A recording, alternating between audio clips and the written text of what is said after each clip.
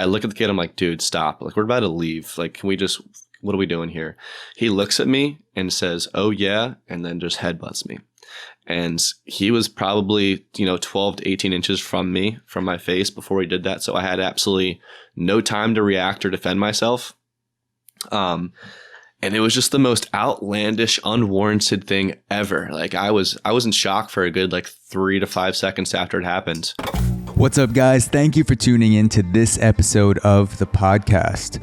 Before we start, this is a quick announcement to let you guys know that I'm dropping bonus episodes on Auxoro Premium. For less than $5 per month when you sign up for the year, you get a 2-hour bonus episode every month of my show, The Aux, that covers exciting and sometimes twisted topics like MKUltra, the COVID lab leak hypothesis, Tim Dillon, Tom Cruise, the Tuskegee experiment, the obesity epidemic, and more.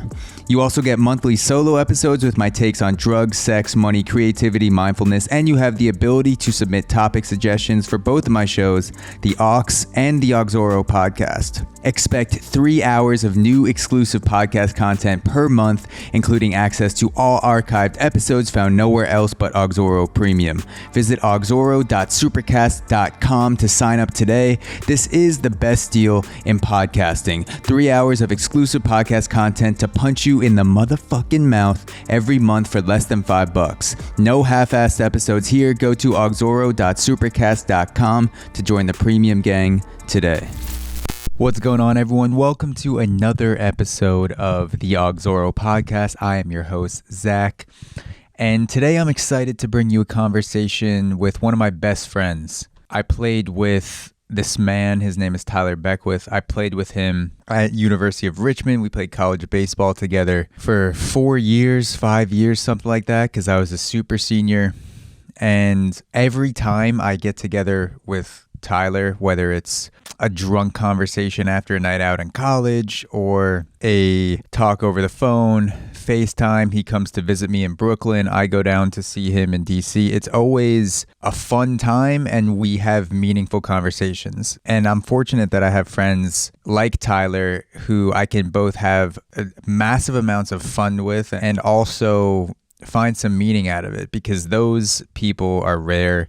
And Tyler's one of those people that gets the fuck after it whenever we go out. And then he's always someone who you can learn something from and talk about life. And I'm excited to bring you this conversation today with Tyler. We got into dating, the art of dating, our pickup lines bullshit. How do you use apps? There's so much confusing shit out there on dating, and it all gets jumbled up. It can get stressful to think about. And I spoke to Tyler today about a lot of the approaches to the different aspects of dating. We also got into sex and the approach to sex as well, and how to make girls comfortable, how to make them come, how to,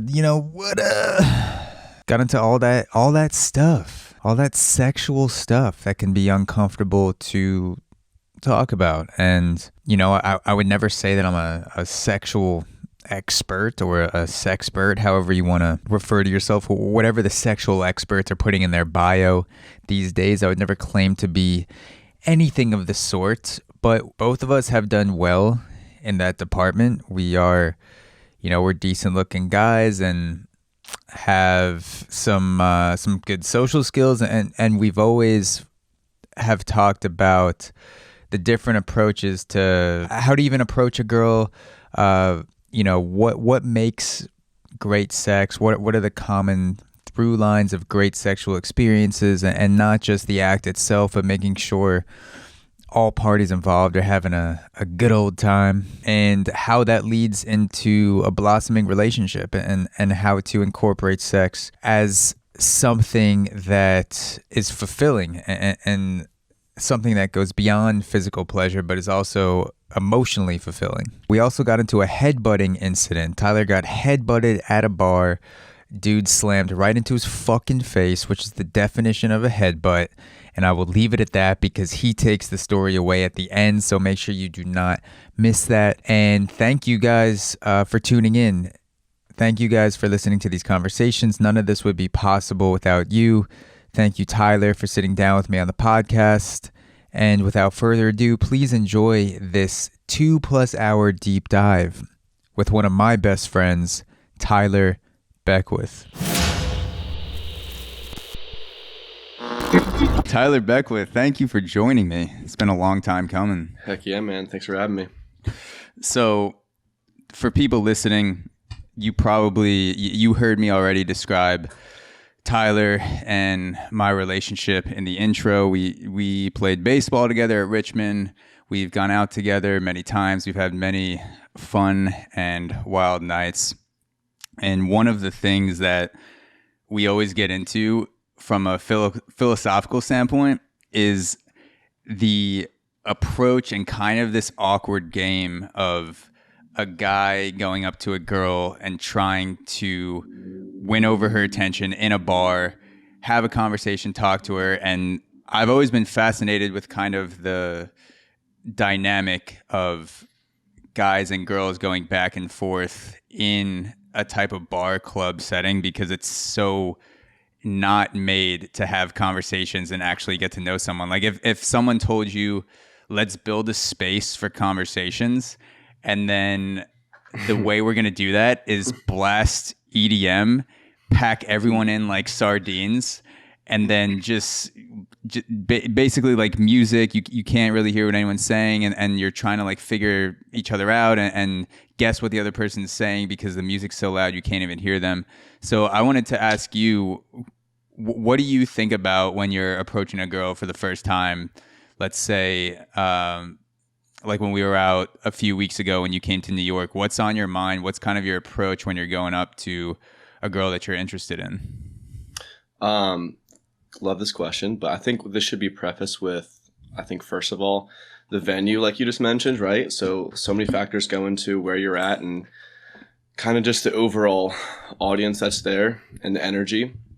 Obviously, if you're going out with like a big group and trying to get after and whatnot and have a good time, that's much different than if it's just you and your boy. Say if like you and I were just going out and with the sole purpose of trying to, pick up chicks and figure that out from there.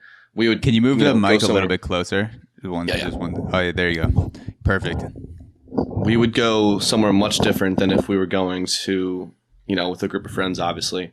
But with that, I think there's also so much more that happens before you even go up and talk to a girl. How many times do you make eye contact with someone before you want to go up and talk to them? Like a lot of times when I go and talk to a girl, it's because we made eye contact. You know what I mean? I feel like it's like an icebreaker before the icebreaker. Just to be able to kind of let the guard down and be that you're aware of each other, because you can also tell so much just by looking at someone and seeing the way they gaze at you. Yeah, it's so much better when you're going by feel, because I used to be so in my head and scientific about it, especially back in college. So this is 28 now, so 7, 8, 9 years ago, as a sophomore, junior, just starting to go out to actual bars with a fake ID and thinking in my head, this girl looked at me 3 times in the past 30 minutes, so therefore she is she's now signaling me over. She's now gonna she wants to fuck me in the bathroom. That was the thing. It was 3 times in 27 minutes or less, never more. She wants to do it in the bathroom 3 times between 27 and 30 minutes. She wants to do it in the coat room, and then if it was 3 and 45, call the Uber. You're having the night of your life over the pants hand job. Yeah, lock it in. Guaranteed. But yeah, I just remember being so in my head about things and looking for signals, and I could have made it so much easier for myself if I just read the overall body language and went by the vibe if a girl is into me or not, because eye contact it has so many levels to it. You can make eye contact with someone for a split second, and in that eye contact you could generate the perception that I'm attracted to you, or I'm repulsed 100%. by you, or I'm indifferent to you, or just so many things. And so it can be overwhelming when you're trying to read all those signals. Absolutely. And with that, I feel like regardless of your experience or confidence, we build up this whole perception of like who they're going to be before you go up to them, and I think that just snowballs into to just you like putting pressure on yourself before you even go up and talk to someone.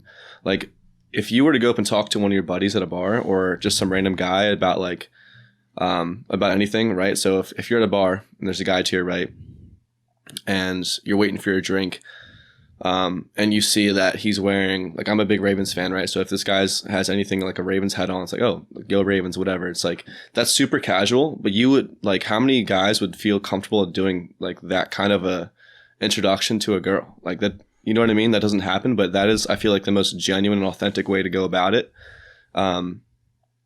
Yeah, doing it and not having some sort of structured plan in your mind. Right. And not having the story you tell yourself get in the way of what you then say or do when you're talking to that girl.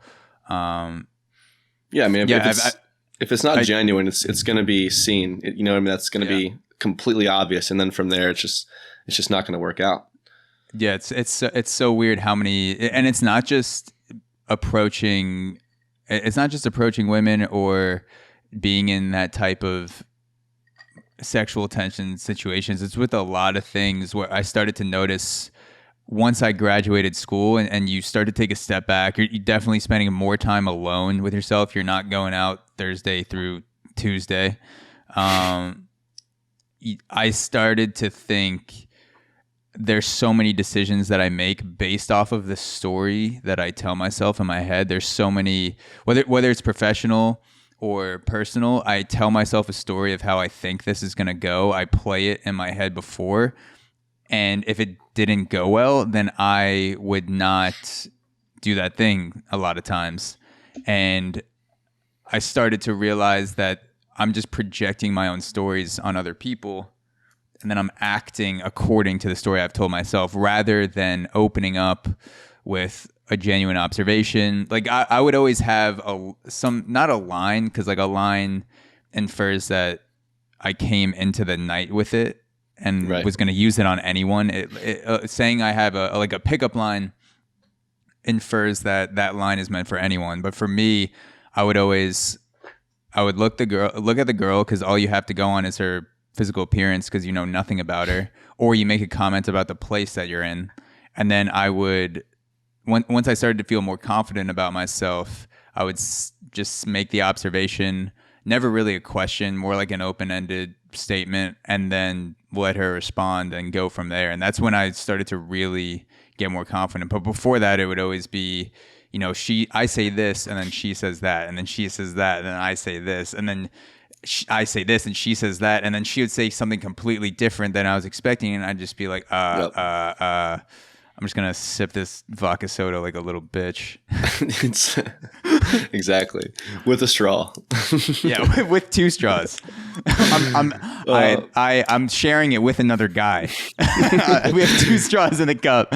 He's talking. We're both talking to the same girl. I'm just like, I tag you in. I'm just like, I fucked that up. Yeah. Lady in the Tramp, vodka soda style. While we're on this topic, can we just please get rid of straws while we're at the bar? Like, no guy has ever looked hot going down to his drink and taking a sip out of a straw. It just looks like such a beta move. I don't even know. Imagine I just said the most savage line to you. You're just the most sexy woman I've ever seen at a bar. I say like, how could a girl as sexy as you be alone outside of this bar? And then right after I say that, I just go, take a slurp.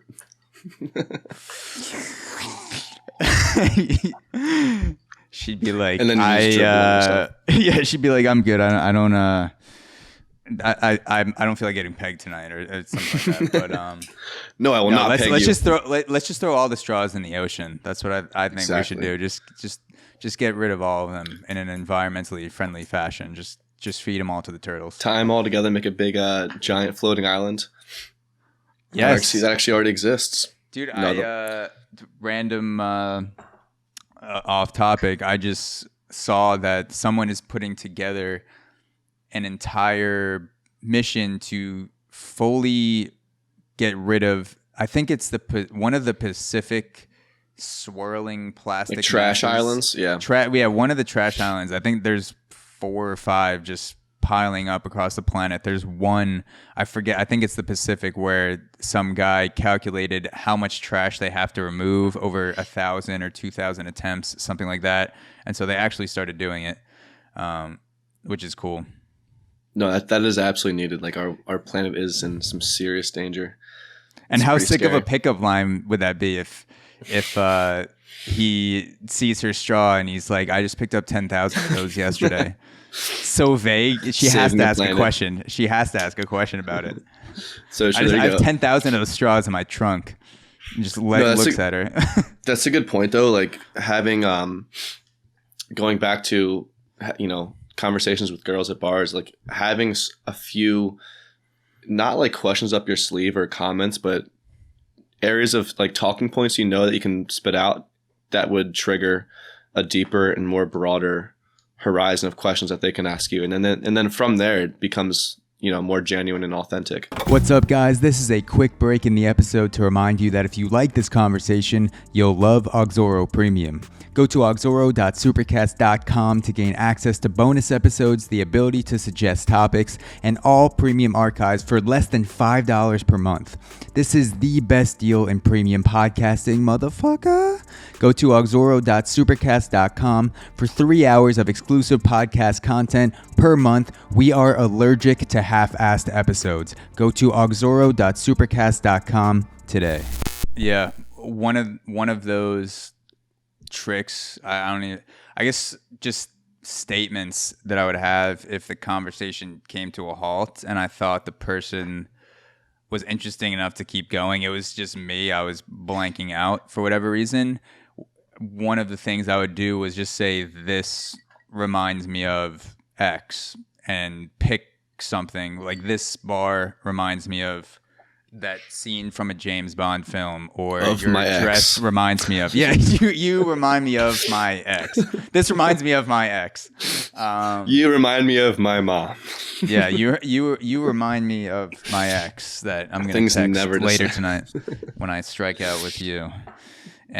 But yeah, just having something, some sort of statement, because I always feel like in podcasting, for example, it is implied that you're going to have a guest on the show and that questions are going to be asked, and you both sign up for it. Whoever it is, the host asks questions, and if they're a good host, they'll also reveal things about themselves to build trust with the guest, and then the guest will answer questions. But you're navigating a whole conversation, from scratch, while also trying to, And sometimes when I'm talking to a girl and I'm asking most of the questions, I would feel almost like I'm interrogating her, because I'm just probing and I'm not really sharing anything. So I would always try to make the point to say something and not have it be a question. Just leave it open and see what she does in response. Because I feel like that's when you figure out if that is a woman that's worth continuing. When you make an open-ended statement and it's not a question, so she can kind of put her own creative spin on it, and depending how 100%. she responds, you'll be like, oh, like, that's my dark humor, or I wasn't thinking of that, but that was very creative, and then you respond to that. And so I've felt that you find out way more about a person in that bar, like kind of stereotypical guy meets girl context in a bar, when you make statements and see how the other one responds, like kind of that this reminds me of, or just sharing an experience and hearing that person's response, and you just connect, because you can't really connect if one person is asking the questions and then the other person is only responding, because that connection comes when you both share personal experience. So eventually you need to make statements about yourself confidently in order to draw the other person in. And I started noticing it. It was probably later in college when I was like, damn, I'm asking a lot of questions and this feels almost like an interrogation. I need to play a game with myself where I do something like I'm going to see how long I can go without asking a question and just make observations or just respond, like kind of almost repeat things that the person says and say it back to them and get them to expand on it. I mean, it totally makes sense. Like when you ask questions that have a finite number of answers, like you're only giving them a small window of opportunity to reveal themselves or their personalities. But when you like you said, leave them with an open-ended statement, then you're giving them the opportunity to take that and show any side of them, whether that's good or bad. It could also, right then and there, they could shut you out and be like, this is, they could respond in a way that makes you realize, oh, she's not in it at all or not interested. So it's like, in a way, it also is efficient and saves time too, because you don't want to be there if and waste your time. You know what I mean? If it's not working out. So yeah, absolutely love that. No, that's a really good point. That I used to think that I used to take rejection much more personally. And then I realized that it's in your best interest. It's in my best interest to share myself to the fullest extent and take more risks, because if that girl is not into it, then it will save me time and energy and money, which are the three most important things that anyone has, on this person right here. The sooner I figure out whether this person is way into me or not into me, or I'm way into her or not into her, the better off we'll both be. So it's almost selfish in a way to hold yourself back, because you're wasting that other person's time, and you might go out on 10 dates with them before you actually share an opinion that is a deal breaker. You share a value hold that's a deal breaker. Whereas if you shared that in the first 45 minutes of a conversation when it first came up, when you deflected it because you wanted her to like you, then you would have both been with other people who one of those people may actually have been for you. Right. No, and then going with that, it's like the more genuine you are and true to who you really are, that you believe, is like you're giving the relationship a better shot at being more compatible. Because like if you're hiding anything, then it can only become so deep of a connection if you don't show or talk about or give about who you really are. So it's like that connection is not even going to be available if you don't open up. So it's true. Like you really just have to own yourself and be confident, and then rejection is just part of it. You know what I mean? And just be thankful it's less wasted time. So yeah, and it transfers over to other things too. I feel like the more confident you are when you go out, and the more you become desensitized to rejection, the more you become desensitized to rejection in your personal life, the more you become desensitized to it in your professional life. And there's kind of a crossover I've noticed where if I'll get rejected personally and it carries over to professionally, and I'll get rejected professionally and it carries over personally, and it's like sometimes you play game. Sometimes it's even like a game where you just start saying wild shit. And this is just me. Like I'm not speaking for anyone else besides me, but there have been times when I would just like, I sense that a girl's really into me, and I will say something just absurd outlandish to see if she outlandish. Yeah, like I'm like, I need this girl. She's either in or out based on this statement.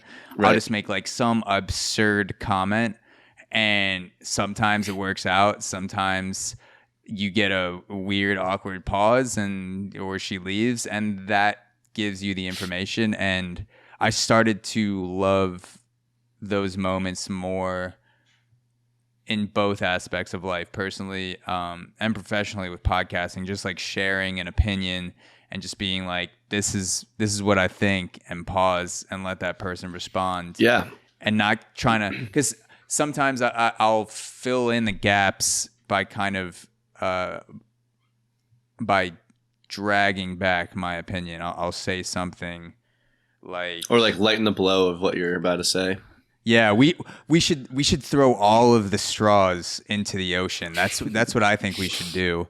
and then instead of pausing, I'll say, well, I mean, like maybe, rather than just letting Actually, it sit. Yeah. Depends if they're like, this is what I think, motherfucker. Respond. Dude, no, it's so true though. Like the more genuine you are, like you just have to be confident with that though. And the biggest thing with that is you will get rejected. So like you cannot take that in a bad way.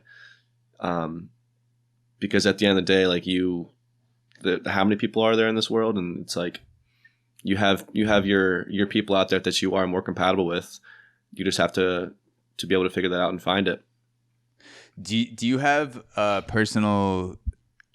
I mean, everyone gets rejected. Obviously, I've been fucking swatted down so many times. Do you have an experience or story that stands out in particular where you felt some sort of pride in the rejection, where you said something outlandish or maybe things weren't working out and you were in the pocket, you were just like this, and she was just like no, and you didn't give a fuck. You were just like, well, that is, put it on the board.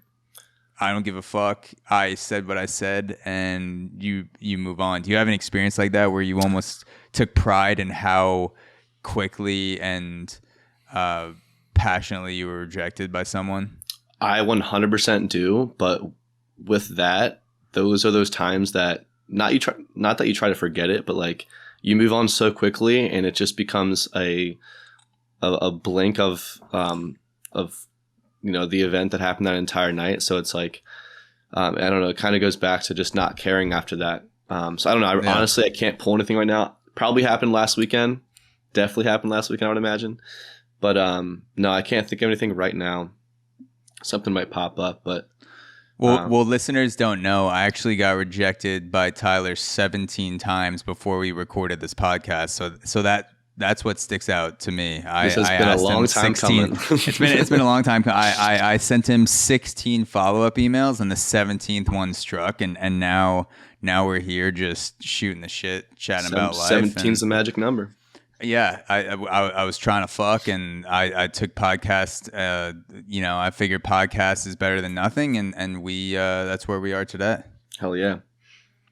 But no, with going back to being rejected, it's taking that attitude of if it happens and not giving a fuck. You're just gonna have so much more fun the rest of the night in general, whether you're with your friends or one buddy or even by yourself, like whatever.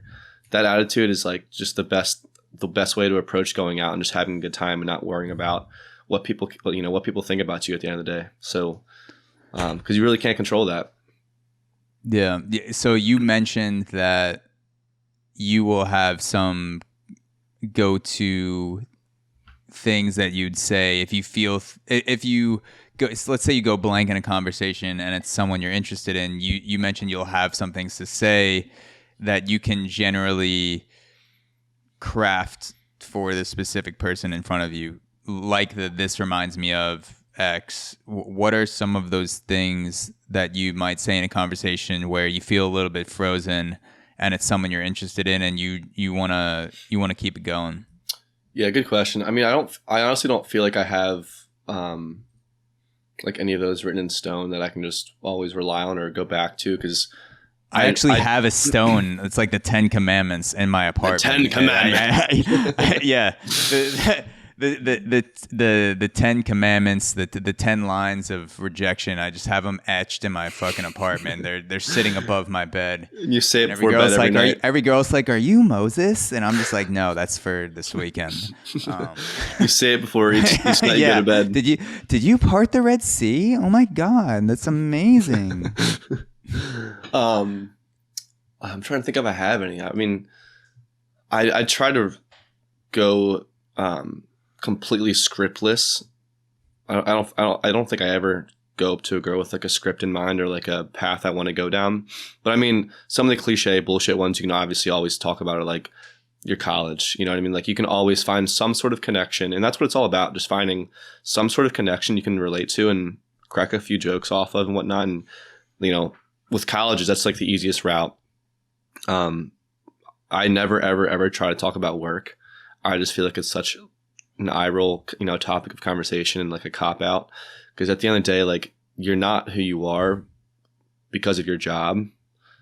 Like what do you do for fun? Like what do you like to do? You know what I mean? Like the last thing I want to know is like what do you do for work? Like what do you like to do to earn money? Because it's not really, on the deeper level, that's not really who you are. So I hate when people talk about that. And that's unfortunately being here in DC, it's like all it is, and it's very frustrating.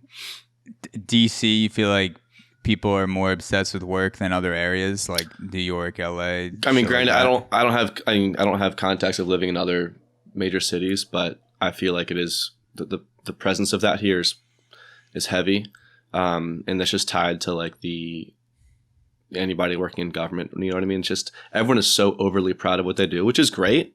Hats off. But I couldn't care less about that on a Friday night at midnight.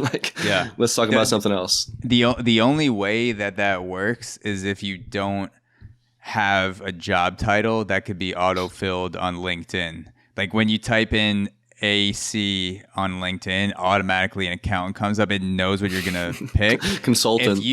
If you're a duck farmer, then I'd be like, holy shit, this girl's like, she's a beautiful girl that is a duck farmer, and that would lead to a whole conversation. But if she told me that she's a marketing director, which I do when I'm not podcasting, or she's an accountant or designer, I've heard those titles so many times, and we're kind of bashed in the face with them professionally, that it's a non sequitur. It doesn't lead to anything at all. So I feel like your job has to be super unique for it to be worth bringing up in the first 10, 20 minutes of a conversation. And sometimes I hate myself for bringing it up because I'll it's like a panic. Myself. It's like, oh, what do you do? What do you do for work? What do you do? I'm like, what do you do? And sometimes you'll even feel the energy from the girl. She's like, oh, he's out of shit. He's done. He's, he didn't slip the jab. I hit him with something, and he went to the what do you do? And it's a good point, because people go to bars and clubs, and people go out to get fucked up and have a good time. They don't go out to talk about what they do the other 70 hours a week. Damn, working that much, huh? No, I would say an average week is probably, like 2 to 5 hours, and then sometimes I run it up to. There you go. No, but 70 hours. I feel like when people, no one ever is honest about the actual numbers of hours they work per week. Like it's always so big. If I say I worked 60 hours this week, I probably actually worked for 30 or 40, and then I just bullshitted while I had work up the other 100%. 20 hours. Or let's check fantasy. Let's check social media. Anything you check on the clock can be clocked in for work. It's common knowledge. Especially working remotely, dude. It's so easy to want to get anything else done aside from your work, like laundry or grocery shopping or cleaning. Like, you'll find me cleaning my apartment like on a Wednesday at 11 a.m. Like, what am I doing? Dude, I've become more cleanly and more productive and more cleanly during COVID because I'm in my apartment so much more. So I will, instead of procrastinating where I would scroll on Instagram or just fucking watch a YouTube video, I'm more in the vein now of, let me throw in a podcast and do the dishes for 20 minutes. And I'm like, I'm not working, but I feel productive. And I'm dude. Yeah. I'm listening to some stand-up comic talk about some girl he fucked last weekend, and I'm doing the dishes. So it's getting something done. So hell yeah. Dude, speaking of comics, I went to a comedy show. Was that last Friday? I think it was last Friday here in DC, and that was the first time I've been to. Did you catch the bug from New York? Dude, I did. New York Comedy Club? Did. So that was the second show I've ever been to in New York, or just second comedy show in general, was when I went to the one with you in New York. I was at one before that, like maybe a year and a half, 2 years prior to that, so way before COVID. And it was a good experience, but yeah, no, it definitely restruck the appetite to hit comedy shows more often. It was a good time. So they did like a showcase, like 6 people, over the span of like an hour and a half, and had a few guests come on, and was really hoping it was going to be Dave Chappelle. The guy made like a Dave Chappelle joke, and everyone was like freaking out, thinking Chappelle was about to come up, but nope. But it was still a good time. Love him. Do you remember who was there? Anyone that stood out? I can probably pull it up real quick on the World Wide Web. Oh yeah, let's see. So But, this was in DC, right? Yeah, this was the DC Improv Club. Actually, it might have been the other one. I moved my keyboard off my desk to make room for the microphone. So I'm typing out of my lap now. Dude, it's fine. No one can see from the nips below, so you could just be rocking a hard cock this whole podcast like me, and no one will be to watch it. Yeah. Yeah. I'm gonna take care of it during the podcast, but I've gotten so good at not showing emotions that you won't even be able to tell. If you see my camera start shaking, just don't worry about it. No, so you have to start keeping your camera off your desk. So I got a webcam that's plugged into another surface just for that reason, so I can masturbate on a podcast and not have people see it shaking. Otherwise, it starts to get like in your face. You're the seasoned vet. These are things I don't know yet. Yeah, this is going to be like something 10 years from now, when more people are listening to this podcast, and someone clips out something, and the title is this: Zach Grossfeld of Auxoro is the Louis C.K. of podcasts. He just has guests on to masturbate while he asks them deep questions, and then he puts it on YouTube and Spotify and Apple, and you can go rate him on any one of those 5 stars if you enjoyed it, and leave a comment. Sign up for Auxoro Premium. That's a long article title, but someone will write it. Bright future. Dude, so they don't have the they're not letting me see the previous shows, which is very annoying. That's all right. Well, I remember a couple of names we saw at New York Comedy Club. We could talk about that show, because that show, I realized that the people who bitch about comedy and write bullshit about comedy on Twitter, saying you're not allowed to make jokes about this or that, definitely aren't going to comedy shows. They're watching clips. Not. They're watching 30-second clips clipped out on Twitter or Instagram, and then they're writing articles on BuzzFeed about those clips and trying to cancel comics. In that club, there was not a single, I didn't feel a single moment. And we were in New York, which is a very fucking liberal city, and there were some great jokes made on all sides of the spectrum. And there were definitely moments where people died down a little bit, but no one was like, fuck you, or, and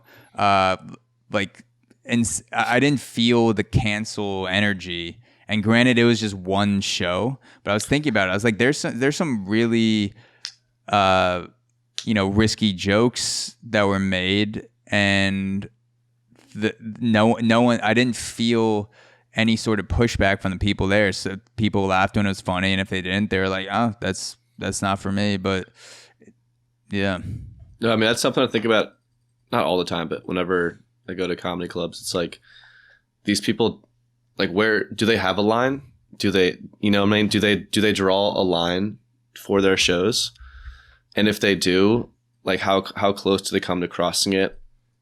Like, do they even give a fuck? Because I don't know, because in DC, another very politically charged city that's pretty liberal, they're at the show last week, this guy went on like a 2-minute spiel about this Bernie joke, and he was just like ripping him. And I think the crowd definitely thought it was funny, but it was for sure not as much of a appreciated joke as other ones, because it probably struck a nerve to some degree, with people. So I mean, it's always a risk though, which is unfortunate, because at the end of the day, comedy is comedy, and you gotta appreciate it. But some people can definitely take it negatively. Did you think it was a funny joke, or it kind of laid flat with you? I thought it was hilarious. I forget exactly what it was, honestly, but yeah, I didn't hear the joke, obviously, but I mean, if you found it funny, chances are I'd find it funny too, because we have similar senses of humor, and sometimes people, it's almost like when people go out to a cocktail party in New York, some sort of fancy get together, you want to wear your best shit and obviously dress up like a beast, and people will be able to tell, how much it's worth, and everyone will be judging you by your clothes and how you look. And it's weird that now in 2021, your laughter has become a part of that style and what you laugh at. It's like people will judge you based on the things that you find funny or don't find funny, and it'll all become part of this identity of you. Whereas I feel like back in the day, early 2000s, like it was just ruthless. Dude, it was like fucking like Barstool Sports was just starting. I remember E-Bombs World, YouTube was just getting started. Like there was so much shit where it was just like, if this is funny, I'm gonna fucking laugh my ass off, and if it's not funny, that's not for me. And now people's attitudes is, if it's funny, I'll laugh my ass off, and it's not funny, that will, if it's not funny and I see someone else laughing at something that's not funny, that becomes part of that person from now on. Like, he's the guy that laughed at Bernie, right, or she's the guy that laughed at Bernie getting made fun of, and so that's gonna make me think about her a certain way, rather than she thought that was funny and I didn't, and we'll move on, and who gives a shit. Have you seen Chappelle's new Netflix special? The Closer. Yes, I have. I watched it once, which is a low. It did just come out. I've seen Chappelle's specials probably 3 or 4 times each. I'll just fucking binge them over and over again. But I did watch The Closer one time. I did too. I saw it. I saw it a few weeks back. I thought it was pretty good, from a comedy level. But no, I enjoyed it. I brought it up because I did too, bro. I loved it because, like, I'm on his side 100%, and he did a great job of elaborating, like, through his situation and explaining his stance from the least, like, politically charged way possible.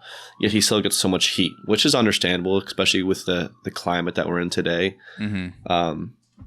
But yeah, see, I enjoyed it as a piece of work that Dave Chappelle put out. As a piece of art, I enjoyed it, and I'm gonna watch it again probably 3 or 4 more times. Yeah, I need to watch just it to again. kind of dissect it.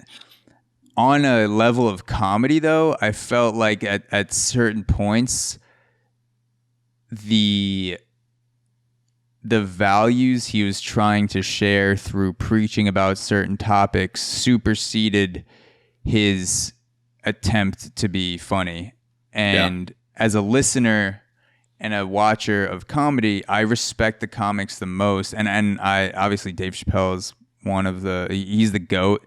He's so fucking funny. Been watching him since I was in 7th grade, and had to fucking download, like, rip his shit illegally because my parents wouldn't let me watch it. But he, somewhere along the line, the last year or two, I don't think his North Star is funny anymore. And in the past, his North Star has always been, if this is funny, I'll say it. If it's not funny, I won't say it. But his whole specials, like other great comics, are aligned with an attempt to be funny. Everything is either funny or building back towards something that is funny. And the past year or two, I've felt that he's becoming something different. He's becoming a stand-up and an advocate of issues. And at certain points during the special, the advocacy overwhelmed the comedy for me. Other people obviously have different opinions, but for me, I thought that the advocacy overwhelmed the comedy special. And again, I enjoyed it, but it wasn't, I wouldn't put it in the top 20 specials that I've seen in the past 2 years. No, that's fair. I mean, I totally am with you on that. And I think my question is, how much of that do you think was because of the content he was putting out that he felt he needed to do that and to position the special like that? Because granted, that is a very unique special, and you know, especially in the last few years with what's gone on socially, it's like, how many of these celebrities though now are taking the opportunity to use their platform for a stance that they want to take? Not saying it's right or wrong, but it's just so much more common now and accepted as well. It's worked into a lot of the professional fields of everyone, celebrity wise. But I agree with you. I think it was definitely a little bit too much at some points, but I still appreciated his efforts to explain his stance and make it and kind of dampen it. Yeah, he you know what I mean? So something that I noticed the first time through was the way that he ended it, because right before that I had watched Shane Gillis' special live in Austin on YouTube, which is fucking hilarious. You would love that shit. Shane Gillis went to West Point, played football, eventually dropped out of West Point, started doing stand-up comedy in Philly, and I think he's now, I can't remember if he's in New York or Austin, but the special is called Live in Austin, and Shane Gillis ended the special with one of the funniest bits that I've ever seen, and all of my favorite comedy specials, including the earlier ones that Dave Chappelle has done, all end on a punch in the gut with laughter. It's like, I'm gonna leave you fucking wheezing with laughter at the end. I mean, that's the best, honestly. Shane Gillis did that. Dave Chappelle, his rant, I was expecting a punchline at the end of his rant, and he built up for a few minutes, and then he left it with a statement about black people versus trans people, and I forget what it was. I won't. Yeah. I can't quote him directly, but it was kind of don't forget about our people, black people, because he was talking about trans before that and how black issues can kind of get lost in that. And that was the end of the special. I was expecting him to lead up to something to punch me in the gut to end, and I thought, oh, for him, the choice he decided to make for this special was based on the way he ended, to advocate for what he was advocating for during that special. He made a bunch of statements. So it wasn't like he was just trying to hit one thing, but he ended it on an advocacy note rather than a comedic note. And I noticed that. It stood out to me. And I didn't notice it at first. I'm like, like Dave Chappelle didn't end this special with a joke. Like, he's one of the best comedians of all time, and he ended it with just kind of like a statement that someone would make it a rally. Yeah, I do remember that ending like that, and I'm with you for sure, because that kind of summed up the content and how heavy and how politically heavy it was too, or socially. But I mean, it was still good though for what it was worth. And I definitely want to watch it again because I feel like I would appreciate it more. Did people get charged up about that in DC? Because I think he's from DC, Dave Chappelle. He is. Or he started doing comedy in DC. He grew up right outside of DC, and I believe it's Silver Spring actually. But no, I haven't seen much like local publicity about it or reactions. But I watched it with a few of my buddies here, so there's just a close knit group that saw it with us. But no, I feel like it hasn't blown up though to a terribly degree. Yeah, I don't think it will. I think most of the shit that you see online is all smoke and mirrors, and if you don't give in to the people making demands at you to apologize and say certain shit, that 48 hours someone else is going to run their mouth and say the next thing on a podcast or comedy special, and you get forgotten, and it can seem overwhelming. And I mean, granted, I've never felt the amount of pushback that Dave Chappelle has felt, and probably never will. So I can't imagine what it's like to get the pushback that he's gotten, especially about the trans issues and the jokes with trans people that he makes on stage that I find fucking hilarious. And I actually had a trans woman on the podcast a couple weeks ago. Oh, nice. And she found a bunch of the jokes that Dave Chappelle made hilarious, and I was curious on her perspective, but I won't speak for her because she said a bunch of shit on it, so that'll be in a future episode. But I can't imagine the amount of pressure seeing those notifications, especially when you start trending on Twitter, which Dave Chappelle, whenever he puts out a special, he's going to be trending. And I don't even know if he has a Twitter. He might actually be off social media. But if you are, you just see thousands of notifications in real time popping up by the minute. People just saying all this shit to you. And so, Hate. Oh, dude, it's crazy, fucking, dude. It's so fucked that is the response to a lot of things. And I don't know what the answer is to it. Yeah, I don't think there is an answer. It's just so unfortunate that today everyone feels like they have to give their 2 cents for every situation, especially if they don't agree with it. Which should be, if you think about it, it should be the opposite. Like, if you don't agree with it, shut your mouth. Like, let him be. You know what I mean? Like, no reason to spread hate like that. But that's kind of, I don't know. I think with social media, it's just made it so much more readily available and easy to spread, a bunch of bullshit like that. But yeah, dude, I've had a few moments where I'll get nasty DMs from people, and it's less than 1%. All the DMs that I get are overwhelmingly positive 99% of the time, and I appreciate every one of them. People that reach out, especially being a podcaster only 2 or 3 years in, it means a lot. But occasionally I get a nasty DM, and the person will describe in detail what bothered them, and a lot of times it's something towards the end of the episode, or they're kind of going through the episode of what bothered them, and I almost feel bad for the person sending it because they continue to listen to something that they obviously didn't like. So in my mind, when I do respond to it, I'm almost like, I understand you didn't like it. Also, why didn't you just turn it off 20 minutes in? Like, don't listen to me. Don't listen to this podcast if this is triggering you that much where you're getting so emotional, because that energy is going to leak over into your following days and weeks. And there are a lot of people out there that hate watch and hate listen, and it destroys their life.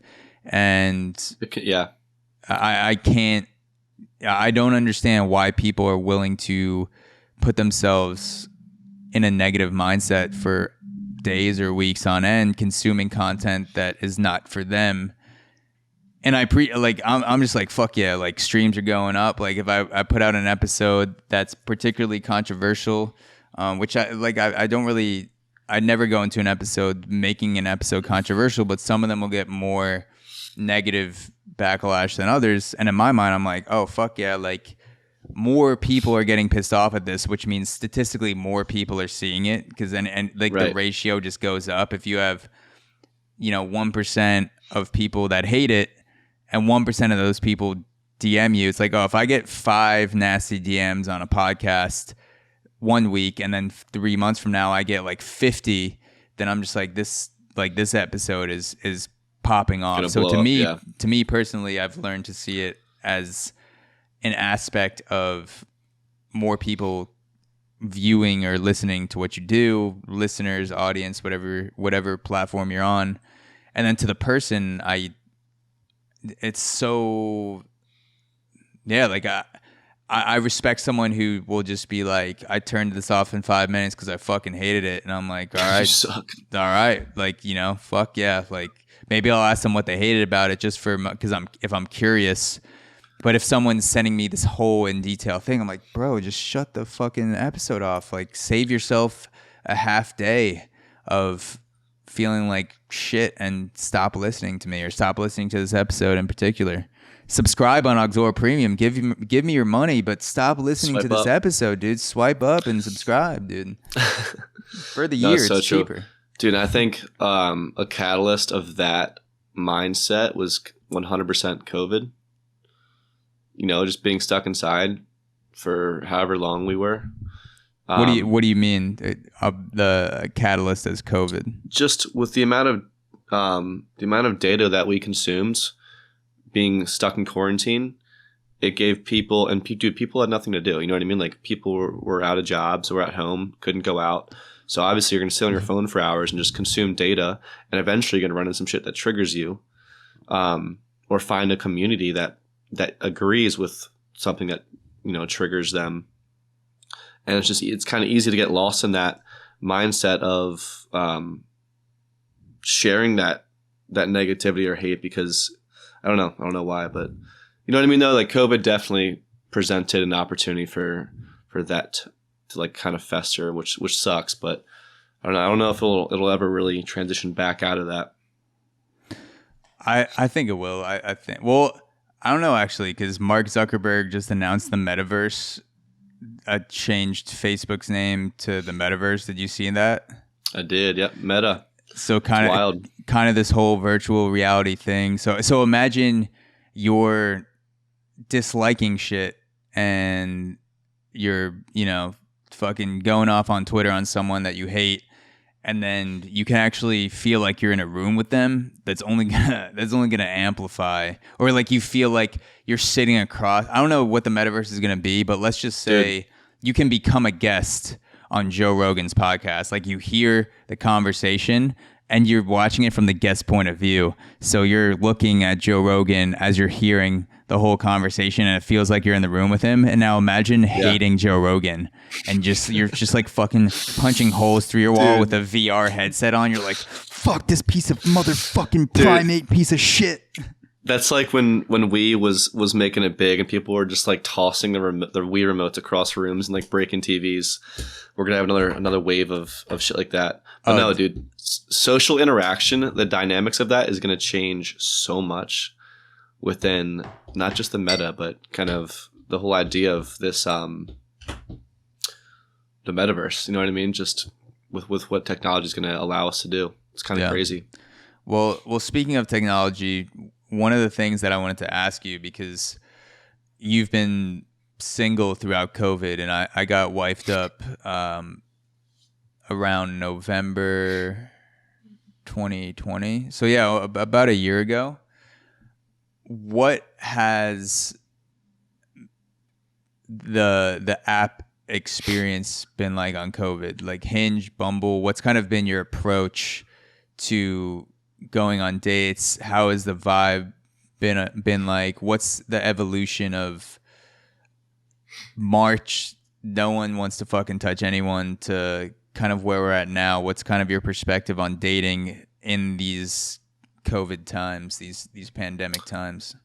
I mean, do you want to talk about like during COVID? Because for me at least, I think what we are essentially out of any sort of COVID shutdown. Are you talking like? I like that. Let's talk about like the first year, because I like to think about it like that too. We're out of this shit and we're gonna keep going out. So let's talk about the first year. What was the progression for you on Hinge, Bumble, whatever you're using, and kind of the interactions you were having? Just give people kind of like an overview of what that was like as a single dude bopping around in the metaverse. Bopping around the metaverse. Yeah. Dude, is that going to be think about that. Dude, VR dates instead of FaceTiming, you're just in fucking saves like so much money. You're in a steakhouse on 2nd and 13th and you're fucking firing up a glass of wine across from someone instead of a FaceTime. That would be unbelievable. Just butt ass naked. Yeah. I'm my head, but I choose the Rock's body. She's like, why is your neck doesn't fit your body? Your neck's the size of your torso. Yeah. No, dude, that's I didn't even think about that. That's weird. Think about how that's going to change things. But no, I've been a primarily, I would say, Bumble and Hinge user. With the amount of apps out there, I feel like it's super easy to get wrapped up in that too much, and just want to like be on all these apps and whatnot and swiping constantly. But I think there comes a time when you value quality over quantity more, in terms of like just trying to swipe. Like your standards go up just because you want to spend less time with people that you might not have any interest in. You know what I mean? So it's like, well, I'm kind of rambling now. Let me back up. So beginning of COVID, obviously no one had any idea what was going on. I did. I did. We had 2 weeks off from work and then we were back. That was the plan. Yeah. Yeah. I thought we were going to be back in the office in April. And then I found out some guy was eating bats, and then it probably came from a lab, and now we're here. And then Blake Bortles is starting with the Packers now. The dominoes have fallen. Fuck yeah, dude. Happy to get out of Jacksonville. But no, I feel like for me personally, I like didn't date at all during the beginning of COVID.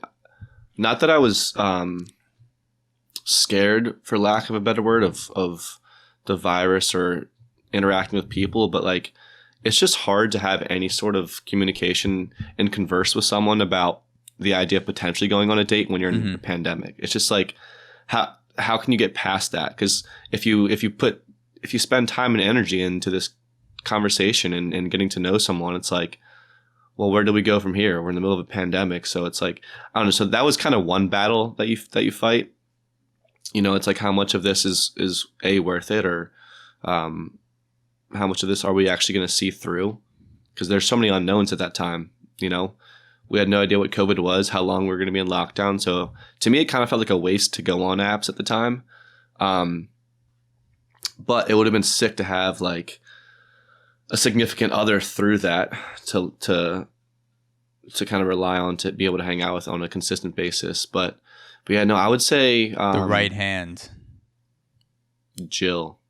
Good old Jill. Good old Jill.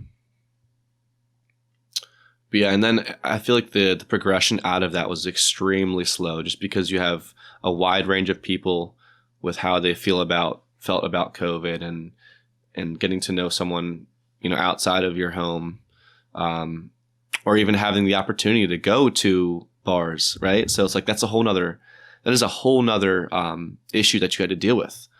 It's like the constant fluctuation of what's being shut down, what's open. What can you even do to go meet someone? It's like, let's just go have a walk in the park. Yeah. Like, you know what I mean? You had to get creative with shit like that, which is kind of cool in a way. But yeah, it was I feel like it was just more stressful than it needed to be. So I didn't really, I don't know. Yeah, first I had to make the decision in my head: do I or do I not want to kill my parents? And right, naturally, yeah. Naturally. So it was tough. It was tough, and I decided, you know what, let me hold off on Hinge dates at the beginning, back in April, and then I think I was just kind of chilling in my apartment, and then the first date I went on was either end of May or beginning of June 2020, and it actually felt kind of nice because I did kind of what you were saying, sat on a blanket in a park. We weren't really, you know, no physical interaction because we were still not sure what the fuck was going on. Then went on a walk and did things to be creative that otherwise normally would not have happened. And it started to open my mind to more creative things that you could do on either Zoom or FaceTime and try to make something like my podcast brain almost started to kick in, where I wanted to keep the conversation going as much as possible over a FaceTime date before we met in person. And then I actually had a pretty enjoyable experience dating during COVID. And I don't think it's better or worse. It was just different than what I was used to. When you take away something that's always there, I feel like it forces you to be more creative. It's like if you want to, I forget who said it, but it's if you want to be creative, take everything away and limit your resources. And that's definitely true with podcasting. You know, if you only have a certain number of topics, you can ask someone, or you only have a certain set of equipment, you definitely have to be more creative with how you present the podcast, how you edit it, what your options are. And so I feel like the same thing applied to dating, where the options were taken away, and it was almost a relief in some sense, where I knew it had to be outside, and that limited the monkey brain that kept going on repeat, which was in normal times, is this a good date? There are a million options. Is this the best thing that we could do tonight? Whereas when you can only be outside, there's like half or less the things you can do. And so I felt more confident doing it because I knew the other options weren't available. Yeah, that's very true. I like that. That's a good point. I mean, I definitely dated, not throughout the entire, I don't know when my first official date was, I guess, like through COVID, but I mean, I would get to know girls here and there, but it was 100% a very unique experience, because you kind of had to walk on glass with a lot of different things, and obviously when you meet someone, it's like you're not going to not talk about COVID, which was the last thing you want to talk about, but it just inevitably comes up when you meet someone and getting to know someone. But it takes over everything in the conversation. Dude, regardless, though, I'm just so glad we're out of that with everything. But yeah, they just made dating so much harder for me, I feel like, and it was much harder to get that genuine connection at the end of the day. You know what I did like, though, the takeaway, the biggest COVID dating takeaway that I had was that the FaceTime. What do you call it? The FaceTime, almost like checks to see if you're compatible with the person. Yeah. I guess the filter, the FaceTime filters, that 10, 15 minutes where you call someone before you actually have to make the time commitment and spend money to go on a date. Right. I like that a lot, because there were times in the past where I show up to a date, and for whatever reason, the first 5 minutes, I'm like, this is brutal. I'm gonna make this hour as fun as possible for both of us, because we're here, and I'm not gonna just ditch this person right now. But if I'd I'm just like slap a 20 on the table and chug my beer and walk out the back, or just go over to the next date at the other table. But there have been times where I thought, especially after FaceTiming different girls, that if I had done this in normal times, we would have figured out in the first 30 seconds that this probably wasn't going to, not the first 30 seconds, maybe first 10, 15 minutes, because FaceTime can be awkward right off the bat. So I would never judge anyone in the first 30 seconds. If they judged me in the first 30 seconds, it'd be like, this kid sucks. Be a fucking shit show. Yeah. Come on. Can this kid stop flexing his pecs trying to find the perfect lighting? Never. But yeah, I do like the FaceTime filtering for first dates. I think that's a good something way to that's going to stay even after things are back to normal now. It's a good kind of screening. Yeah, that's a better word for it. It's FaceTime screening, just to make sure that you check all the boxes. You don't answer the FaceTime with fucking like 4 bodies behind you, or 3 is fine. 4 is a no-brainer. 3. I went out on a date with a girl who had 2.5. It was 2 clear bodies and then just the upper half of another one. And I thought, you know what? I did say on my profile that 3 or more is a no. And I respect that she took the time to look at that and got rid of the other ones in the photo, or maybe that's all that she had. So, but also made sure to show you. Made sure to show me, yeah. And so I really appreciated that. And we didn't go on a second date, but it was a good time. I got a lot of information that I could blackmail her with later. And now she's in jail. Yeah, exactly. I like how I find out someone's a serial killer, and I'm like, let me not use this. Let me not go to the police right away. Let me see if I can use this information for myself to barter for some money, or there you go. Something. That's where my head is at. How can I leverage the fact that this woman is chopping up bodies? Speaking of serial killers, like, I don't know about you, but I've never felt worried or threatened or scared to go on a date in terms of like my personal well-being. But I can't imagine going like being a girl or a woman and feeling that going to a date.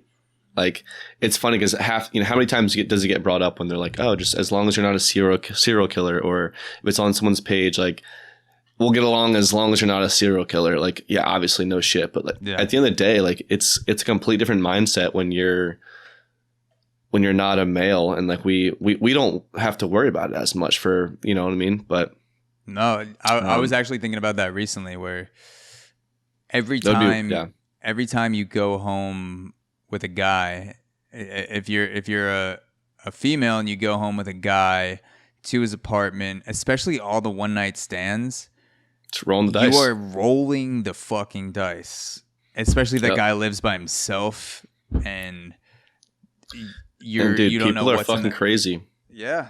Dude, there were a couple times where I had a girl come back to my apartment, and things, after our bodies separated, there were some things exchanged where she seemed slightly unstable, and we had already made it clear that she wanted to stay over. And I was a little bit nervous going to bed, where I was like, let me put away some knives before I'm not even joking. There's one instance where I was like, I need to put these in the drawer because this girl seemed this bitch is off. Crazy. Like, she seemed off, and I was like, you know what? I'm probably in my own head about this. I'm fucked up right now, but let me sheath this butcher knife into the drawer. If I'm gonna get stabbed, it's gonna be like by one of those kitchen knives. I'm not gonna get chopped up.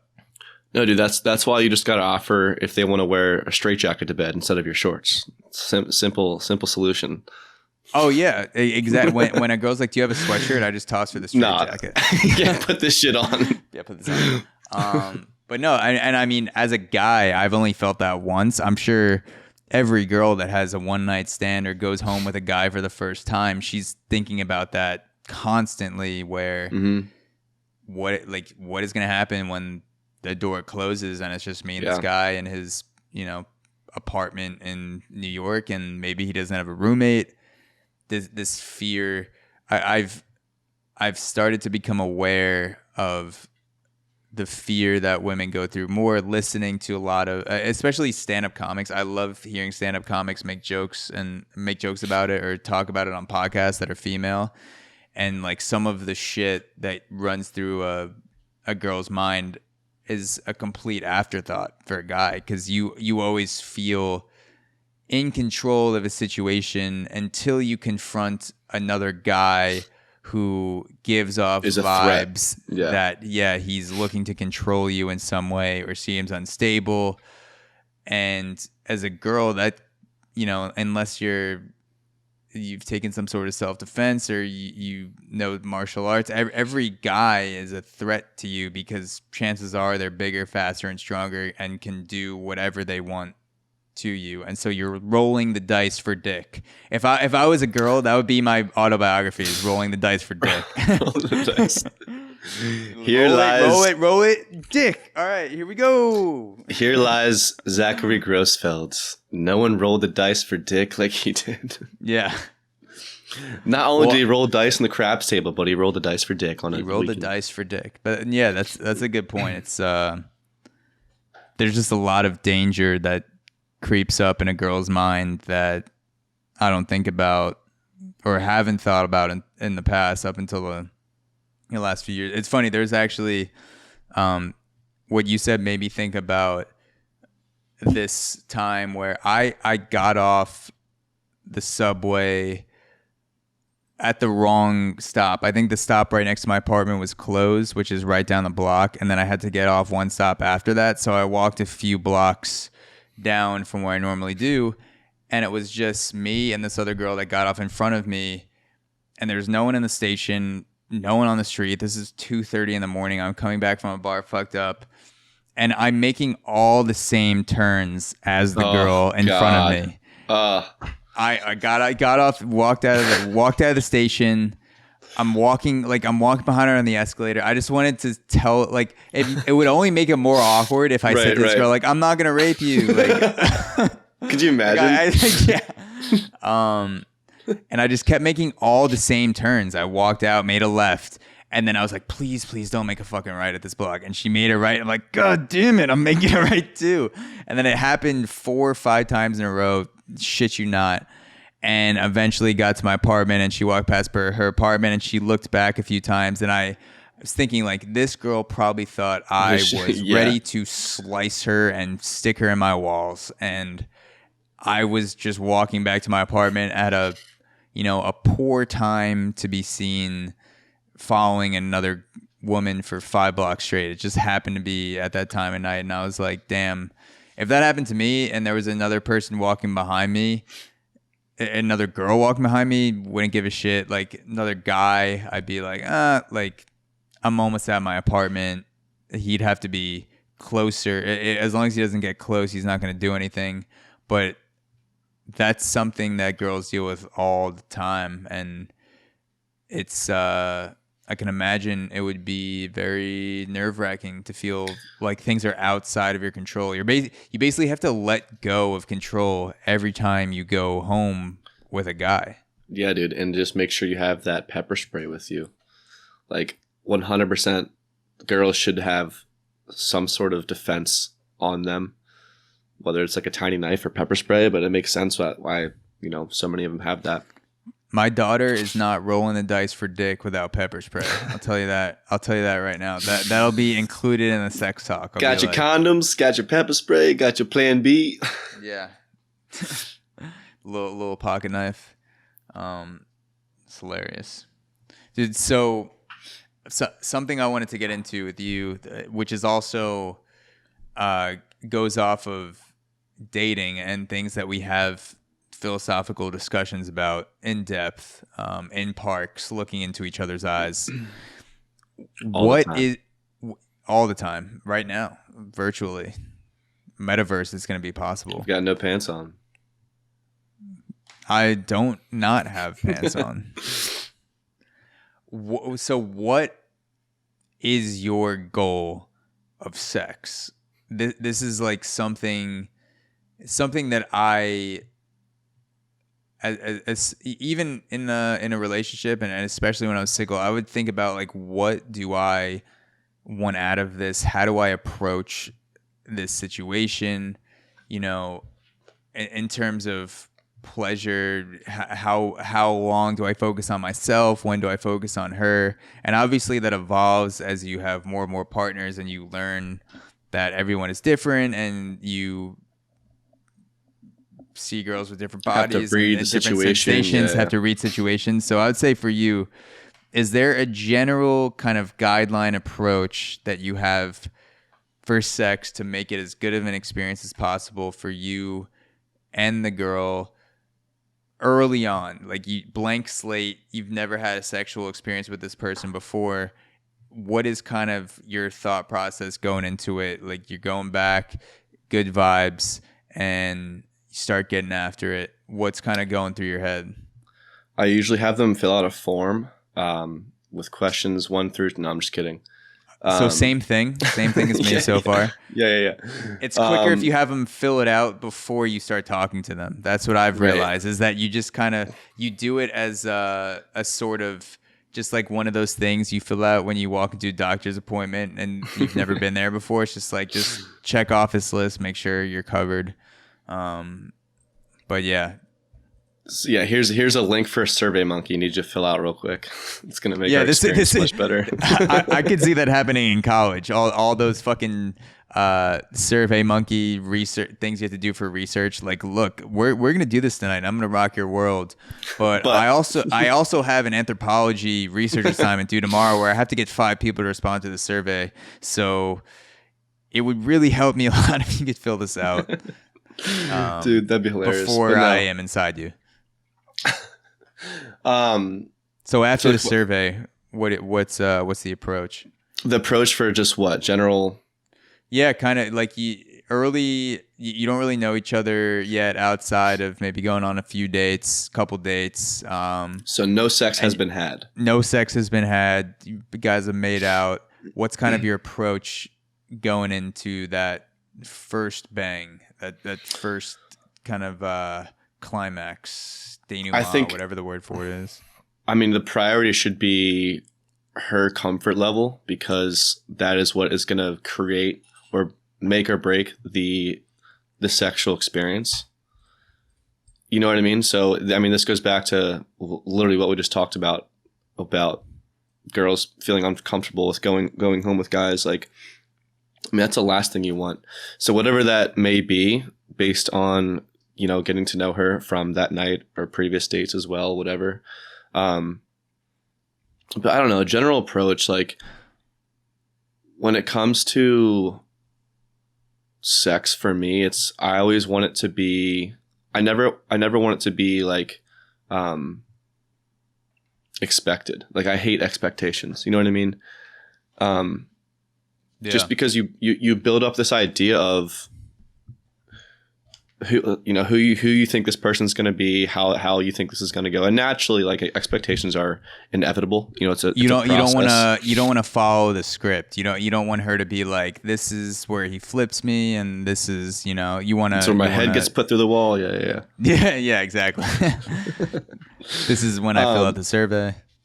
No, but I think it ultimately, like I said, just comes down to like making her feel as comfortable as possible, and that can be done through whether it's food, drinks, movie.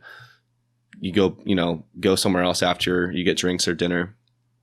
But yeah, I try to never create any expectations, just because I want it to happen. Like, I want that fire, that passion, that connection that you feel, that's like natural, because nothing can replace that. You know what I mean?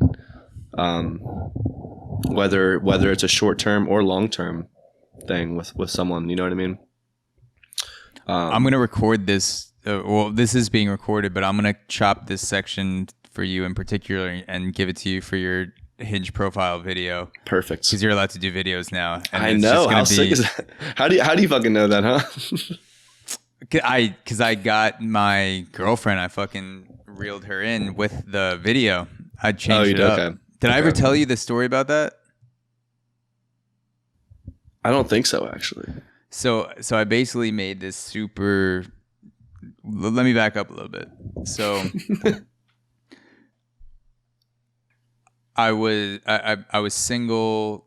Well, we started at COVID, so I was single long before that, 4 or 5 years before COVID. But leading up to COVID, I had experiences on Hinge with kind of the photos and the typical profile where girls were matching me and I was matching girls that clearly we were not going to work out, and I was But why do you say learning that very early on.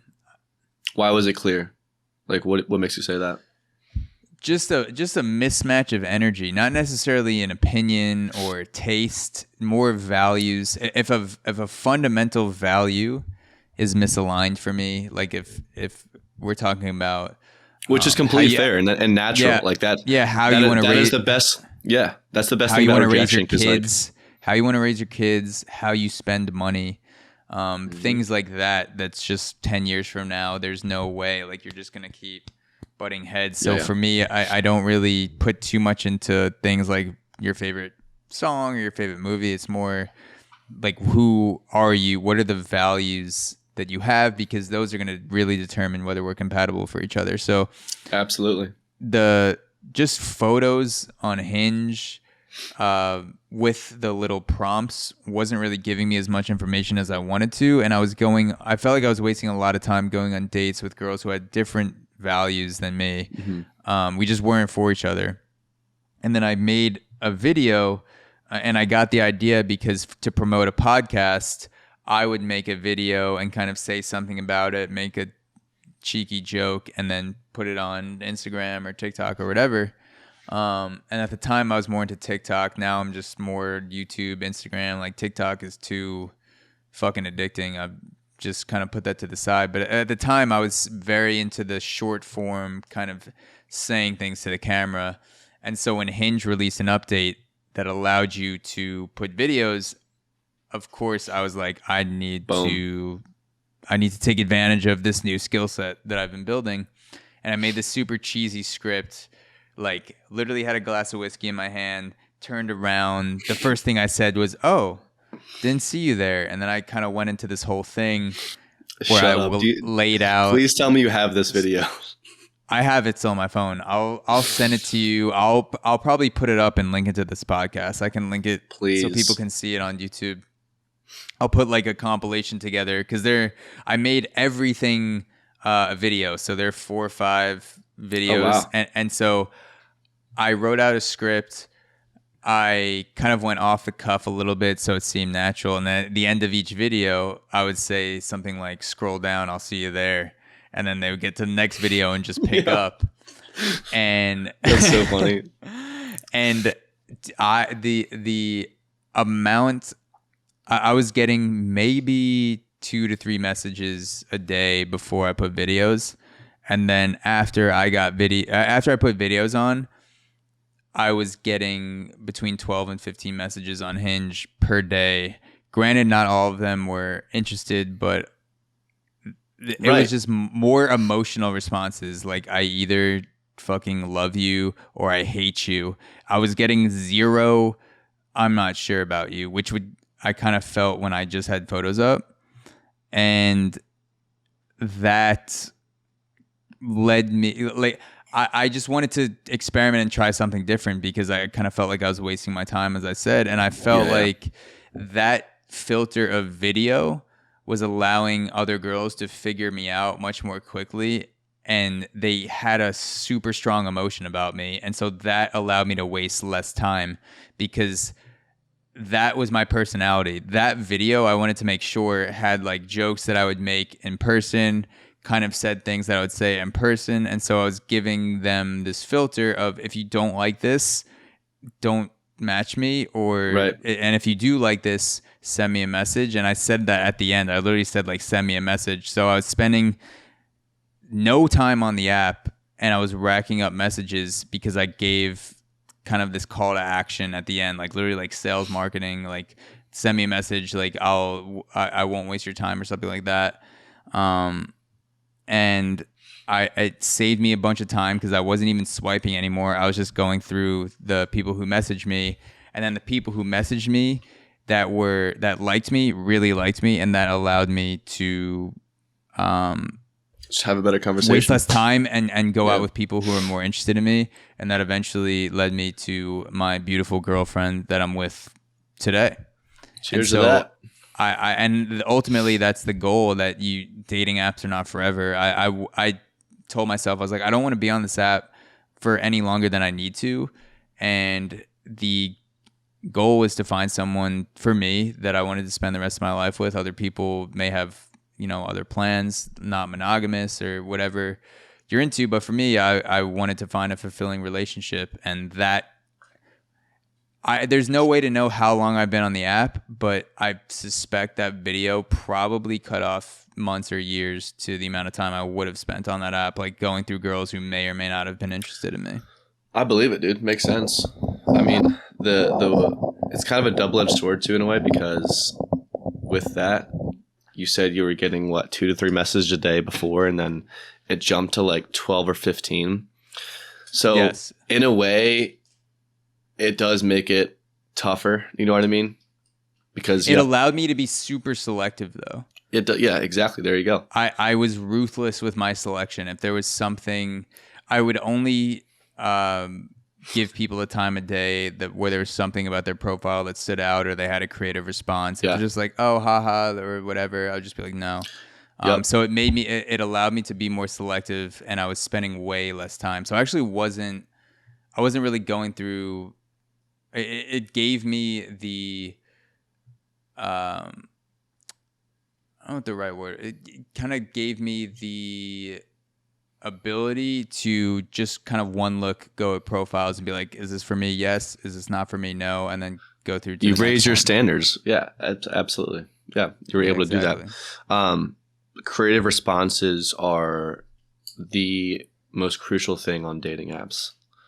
Like if you can't show your personality some way or another on there, it's like then what am I even going to get on here and talk to you for? Like if we're not having good talking, if we're not having a fun time together over texting, like what makes you think it's going to be better in person?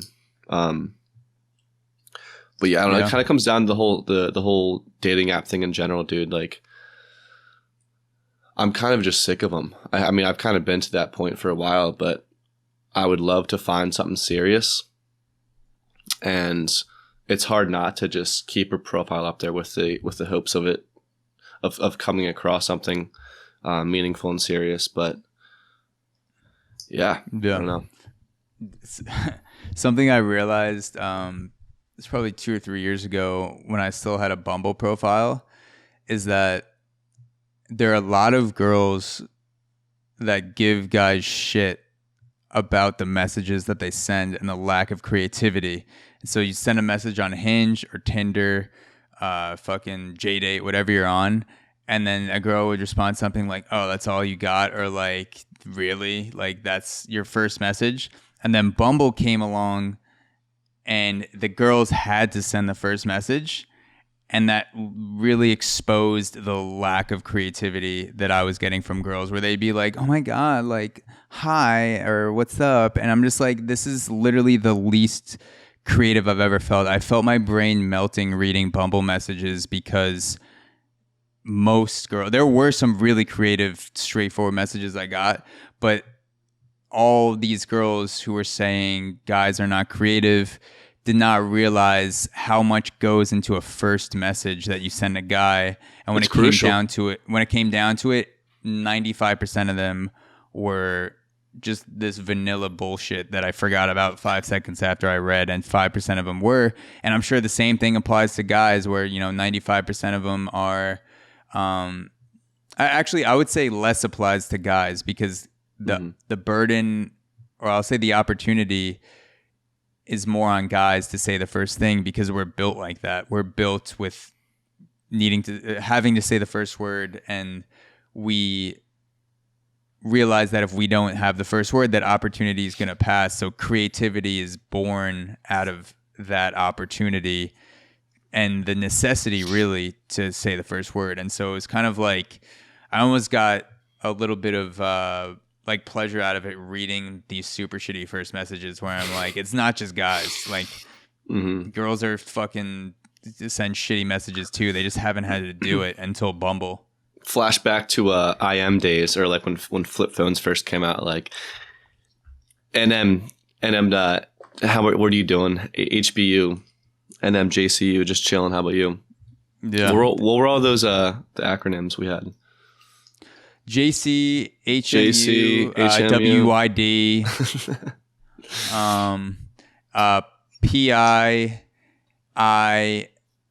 PIIMM. Put it in my mouth. I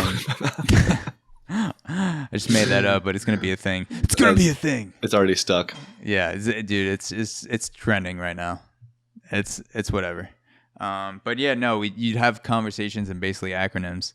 But I cut you off with the indulging in my Hinge videos. We were talking about the goal of sex, and you'd started to explain a little bit about like wanting the environment to be comfortable. To start off. Yeah, not just environment's definitely crucial for sure. And then if you're like hanging out in like your living room, or you transition to your room at some point, it's obviously got to make sure you got the lights going. I know for a fact that we've had plenty of conversations about this, about the Philips Hue lights that you can change on your phone. You got to get the candles going, right? Dude, Philips Hue lights, please sponsor the podcast. You got to have music going. Best sex going. lights in the game. You got to have a nice Sheets playlist, or a couple for that matter.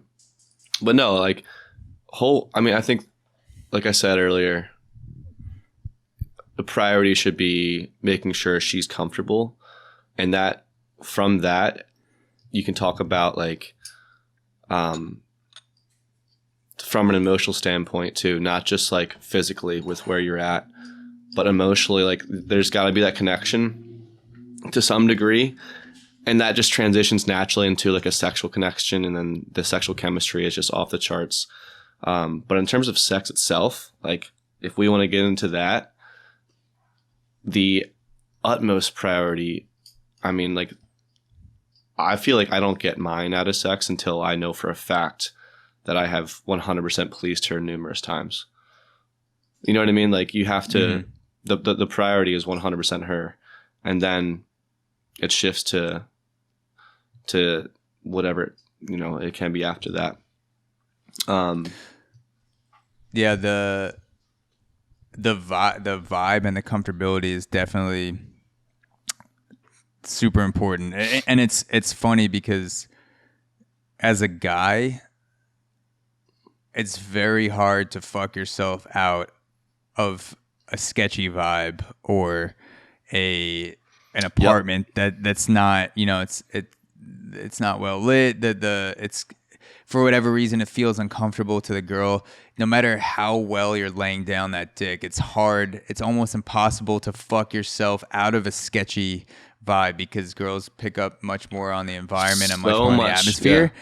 But as a guy, your fucking apartment could be burning down, and if you're with a hot girl, you'll just be like, all right, before I dial, I'll dial 911 while I'm hitting it from the back, or I'll finish first. But you like, it's almost like you're just like, you're so entranced, and it seems like generalizing most guys that the atmosphere, of course, is still important. You want to be in a comfortable environment. It's not that comfort doesn't matter for guys, but for whatever reason, I feel like guys get more locked in to just the immediate orb of the two people with the sex, whereas like if there's a weird candle or weird picture on your wall, the girl will be like, oh my god, like what the fuck is that? And I'm just like, so like true.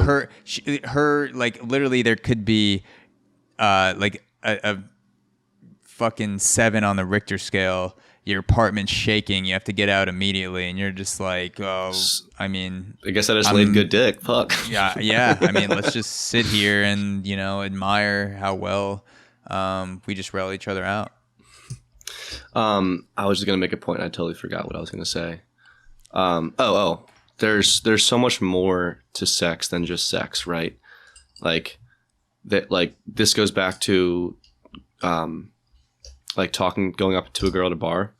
Like so much happens before you actually go up and talk to her. Same exact thing with sex, right? Like so much shit leads up to that if you have pressed the right buttons and done the correct things, like you're setting yourself up for a fantastic time in bed. And like that is the ultimate goal. Like whenever I have a girl back that I am anticipating having sex with and I get in bed with her, right? It's like my goal is to make this girl walk out of here and be like, fuck, that was like one of the best nights of my entire life for whatever reason. Yeah. Like, you know I'm going to think about that dick when I'm with my husband. Exactly. Yeah. That's the goal. And that could have been just because she had a great time that night and we did whatever, like whatever. And then not even including what happened during sex, but absolutely, of course, I'm going to try to put up the best dick that I can for that as well. Again, just going back to wanting her to have the best experience possible. So there are a few questions from Ask Reddit. If you've ever been on the Ask or the Sex Reddit, there are people that ask a bunch of questions and they all get upvotes. And so I was looking at the most popular questions that people had about sex, and I knew eventually we were going to get into this topic. So one of the questions on Reddit was, what's one sex thing that porn totally portrays incorrectly? Ooh, good question. Is there anything that for you? Yeah. I think first thing that comes to mind is just cleanliness, right? Because like you're watching porn from afar, sometimes up close, but like it just seems like you obviously don't see like behind the scenes or like even transitional scenes or even before shit. Like so much other shit goes on, and like I think the cleanliness is a big thing. Not to say that like when you have sex it's gross, but I mean there's bodily fluids everywhere, right? Oh yeah. And it's just never as like it's never as like pristine or as beautiful as like porn will make it out to be. You know what I mean? Well, I think it's more beautiful than porn because of all the nuance and the imperfections and right. It's actual. It's sex. It's not. It's like the difference between movies and real life. In a movie, you have the perfect storyline written out, scripted from start to finish, whereas in real life, it's all those awkward moments that you couldn't have possibly adjusted for. It's the passing conversation or dirty talk. It's the moment after lying with each other. You learn to appreciate all the imperfections and the intricacies of or you sex like slip that are a fart not shown out to you in porn. Yeah. Or you rip a fart and you if she's the one for you, she'll laugh at it and or call you a disgusting piece of shit, but she'll have some type of strong reaction and tell you how she feels. So when I said cleanliness, I didn't mean strictly like sanitation, you know what I mean? But part of it, I just meant more of like how smooth everything goes and how clean the whole clip was from beginning to end. Yeah, the transitions. Exactly. Perfect. Exactly. Yep.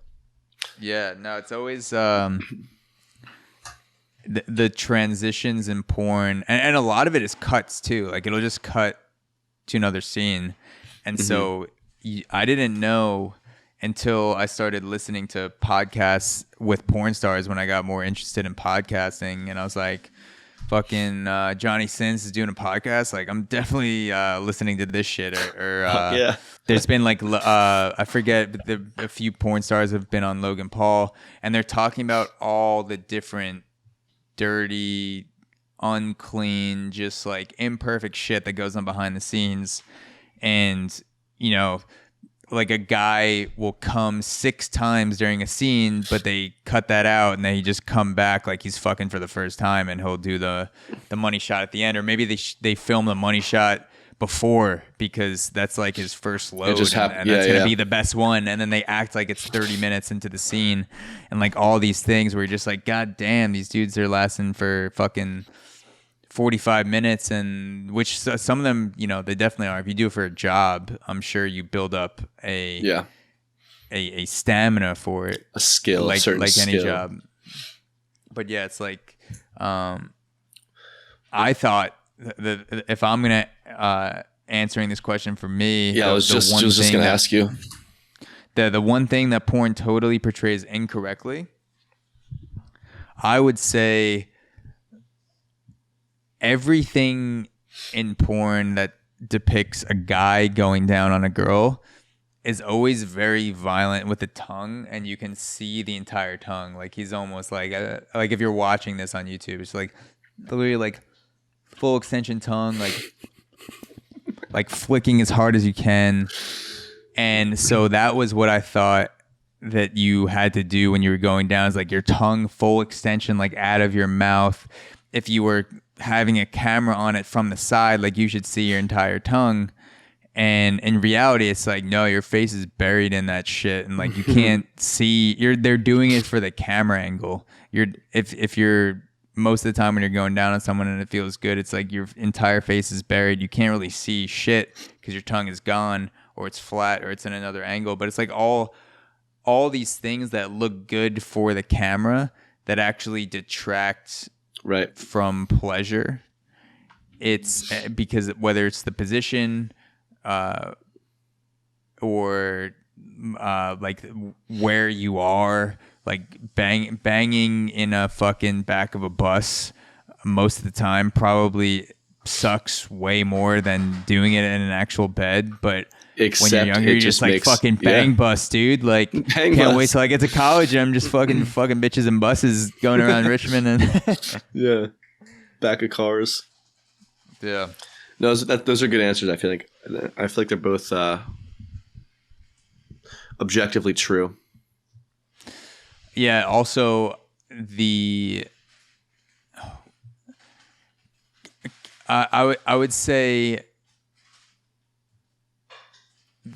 the emphasis on the cum shot, which in reality doesn't really matter. It's like an afterthought of the fulfillment of the experience, where it's like if it was a good time and you both got a lot of pleasure out of it, like who cares? Right.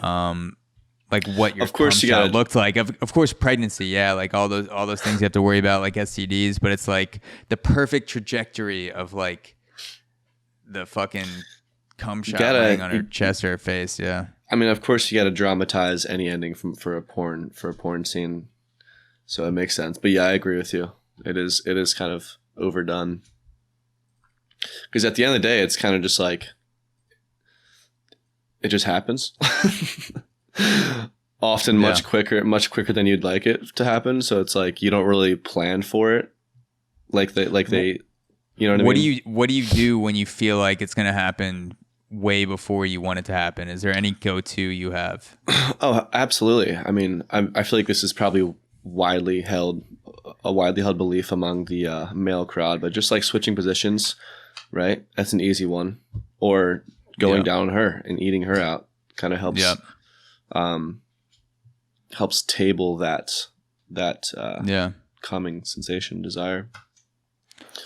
And surprisingly, flexing your dick staves it off for me. I don't know if it works for other guys, but I've literally been like, just like some Kegels. When you're hard, yeah, literally like doing a Kegel staves it off for whatever reason. I don't know why, but you know, try that shit. I'll try it. Yeah, I'll give it a shot. I'll practice tonight.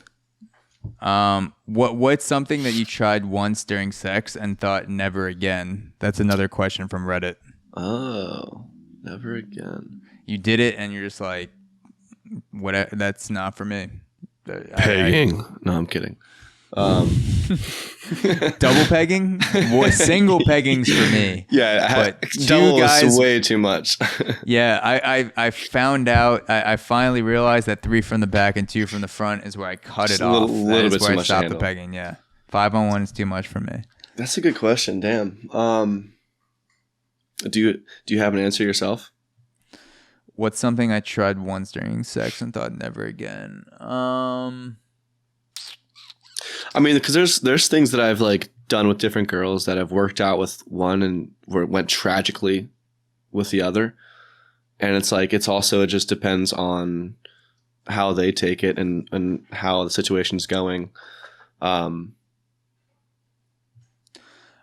would say never again. Tried once during sex and never again.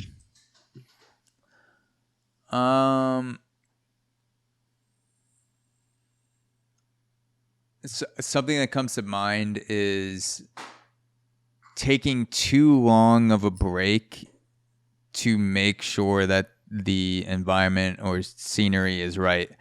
In the past, there have been times where I'm like, oh, like I have to have this playlist or I need to connect this speaker, and we're in the moment, and I should have just been like, fuck it. Like, we're not going to have music this time. Yeah, The lights won't be this color. And I get in my head where I think, oh, the last time we had this playing, or the last time we had this light setting on, or whatever it is, or playing in the background. And so I think that has to be on every time. And so I've definitely paused and killed the vibe more, like much longer than I should have been trying to fix something, like connecting a speaker. And now I'd be like, what? Like if it takes me more than 30 seconds, I'm just like, fuck it, because I feel I'm like about to give her the best 30 that. seconds of her life.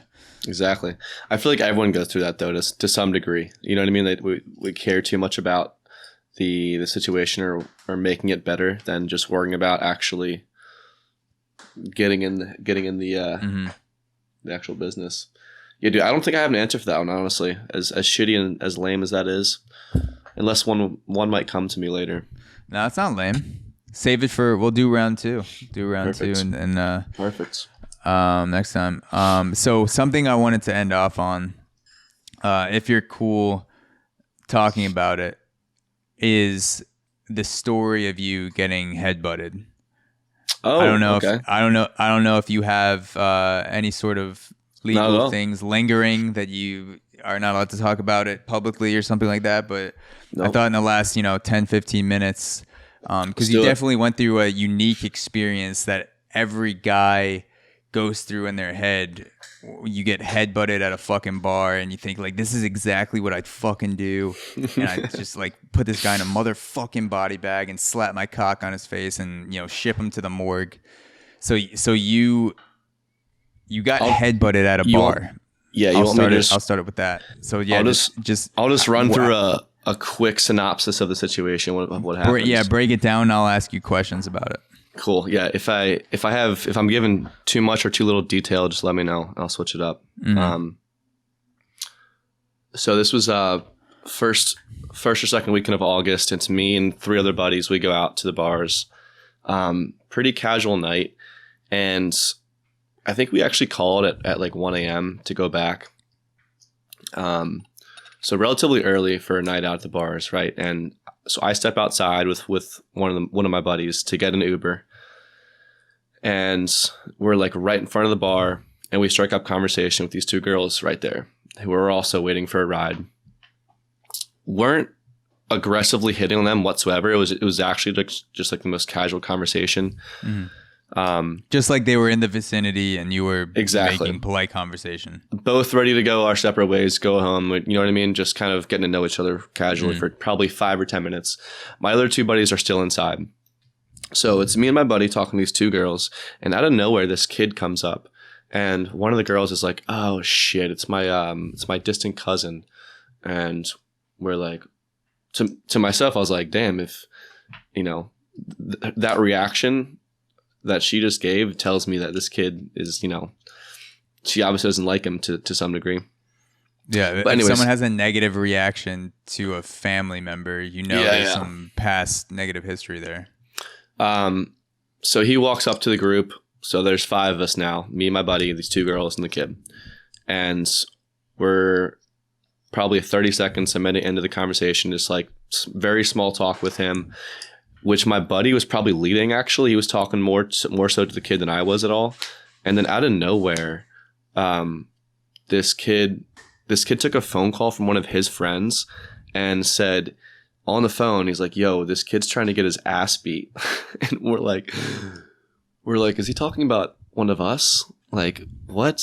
Like, no, at no point in the conversation that we just had with this kid would have ever led us to think that would have warranted that response from him on the phone. So this kid's on the phone. Just to clarify for people listening, so this kid is on the phone in front of you guys talking about you, how you want to get your ass beat, and this is the distant cousin that the girl was talking about. Correct. Yep. Thanks for the clarity.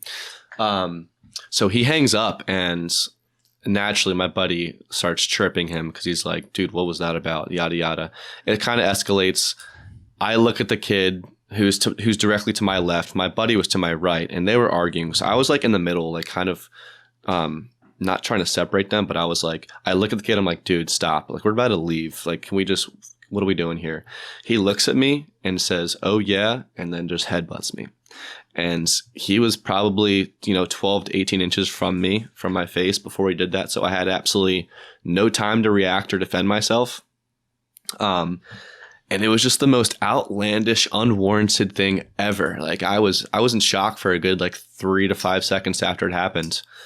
And this kid just happened so quick, I imagine. He turns, you're trying to de-escalate the situation. We're about to leave. He looks you in the face, says, oh yeah, and just quick jerk back, headbutts you in the face. Dude, insane. What did you feel physically and mentally in the moment, that immediate 30 seconds after this dude made contact with your face? Yeah, I mean, I was pretty drunk, so my reflexes weren't the best, but still, if I was sober, I would have never even had the chance to defend myself, right? I didn't even realize it happened until after it happens, but I just remember essentially feeling like a bowling ball just smoked my nose. I look down and I'm gushing blood, right? My nose is split open. I look up and the kid's forehead was split open and gushing blood. So that puts in perspective of the force that he used. Yeah, dude. If he got fucked up from the hit, then it had to have been a pretty hard smash. Dude, his forehead on my soft tissue nose just absolutely like crumbled, right? Jesus fucking Christ. So I've got like blood squirting all over me, and cops are there within 10 seconds because they sit in their cars like right out on the street because this kind of shit happens all the time there. So I like didn't even have a chance to retaliate. I wanted to, dude. I was seeing red. Like I was so heated, obviously. Like I just got headbutted for no fucking reason, trying to like de-escalate a situation and trying to go home. But my buddies like held me back right after it happens, and I was like also just pouring blood. So I was just like, what the hell? What the hell is going on? I look up at the kid who's like, he didn't run away, but he was like backing away. And one of my buddies that was in the bar, we just see him come out and like Superman this kid like 3 or 4 times. And I'm like, oh my God. I turned to my buddy. I was like, yo, was that him? And we're like, yes. Like, so he had my back, dude. He saw it happen from inside, I guess, came out and just threw 3 or 4 punches on this kid and then took off. We didn't see him again until like 7 a.m. Superman punched. He was legit like flying through the air, fists in front of feet at an angle, just laying into this kid. Yeah, and then threw like 3 or 4 more after that up against the wall. And then he was gone, my buddy. Like, so he did that and disappeared for 6 hours. We didn't hear from him for 6 hours after that. Turns out he slept. He was Batman. Exactly. Yeah, he had to go back in his cave. Yeah. He was just scared of like getting fucked over from the cops right there. So he literally just took off and slept on the sidewalk like 2 blocks away for about 5 hours. Fuck yeah. Dude, friends, a good friend will throw fucking Superman left hook and then sleep on the street. That's how you know you have great friends. Yeah. It was hype. Yeah. So anyways, like I said, cops were there within seconds. They didn't cuff this kid because they didn't directly see it. But I gave a statement right then and there. And then about 20 minutes go by after talking to more cops and whatnot. And then I was offered to get for medics to come, like an ambulance. And I was like, honestly, let me go home and clean up first and figure out if I actually do need stitches. And also an ambulance would be so expensive. Like, I don't want to deal with that bullshit right now. Like, and also every single girl that just saw this wants me to bring them home right now. Dude, so I think I'm going to go back to the bar.